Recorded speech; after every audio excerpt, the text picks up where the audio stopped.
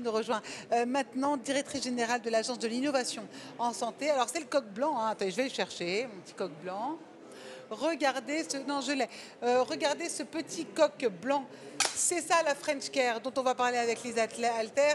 Vous avez pris la direction générale de l'Agence de l'innovation en janvier 2023, une agence qui a été créée pour renforcer et dynamiser la filière santé, ce fameux French Care, et faciliter l'accès des patients à l'innovation, permettre à la France d'améliorer sa compétitivité et son attractivité. Bonjour, merci de prendre un micro.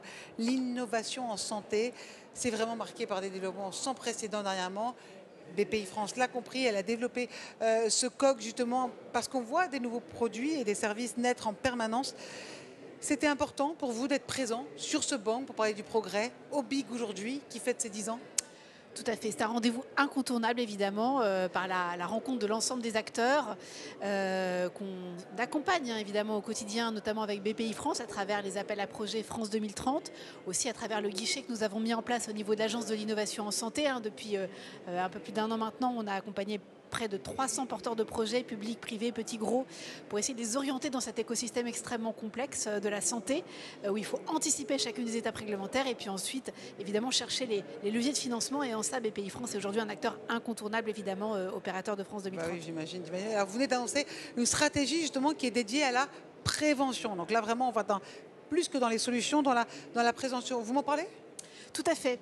Alors évidemment, il ne s'agit pas de faire la révolution dans le domaine de la santé, mais néanmoins, quand même, il s'agit de transformer de façon très volontariste le système de santé et j'allais dire de profiter du levier que constitue l'innovation pour amorcer, et plus qu'amorcer, accélérer ce virage du tout curatif vers le préventif. Et en ça, l'innovation est un levier formidable et France 2030 y contribue largement avec l'aide de Bpifrance. Pourquoi ? Parce que c'est des financements pluriannuels qui vont pouvoir amorcer une dynamique de changement sur la durée. Et l'objectif notamment de cette stratégie, financée à hauteur de 170 millions d'euros, avec un volet recherche, un volet démonstration de la valeur et un volet industrialisation, ça va être de participer au déploiement d'innovation en matière de prévention à une échelle territoriale suffisante, dans le cadre d'organisation des soins territoriales, pour démontrer la valeur de ces innovations en matière de prévention et ensuite amorcer des évolutions en matière d'évaluation, mais aussi de financement de ces innovations en matière de prévention. Ah oui, donc c'est assez complet comme...